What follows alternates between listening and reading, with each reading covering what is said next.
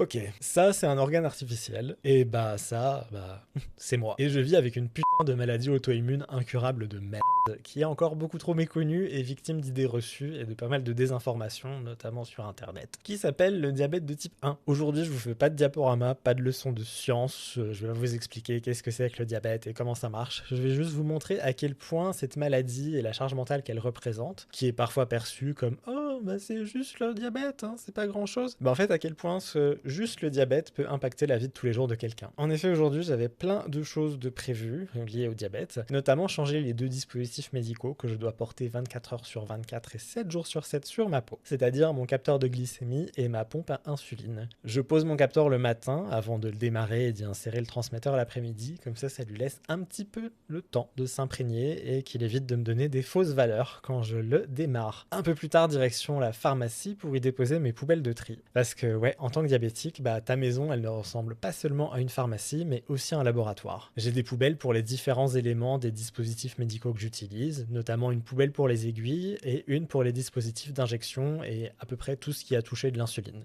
Et je vous jure, celle-ci, putain, elle pue sa race. À la pharmacie, j'ai commencé à me sentir un petit peu bizarre. Du coup, je me suis dépêché de donner mes poubelles et me suis précipité chez moi parce qu'en fait, j'étais en train de faire une hypoglycémie de sa mère. Parce que ouais, ma sensibilité à l'insuline, elle a quand même pas mal varié dernièrement, ce qui m'empêche de bien pouvoir calculer ma quantité d'insuline à injecter via ma pompe.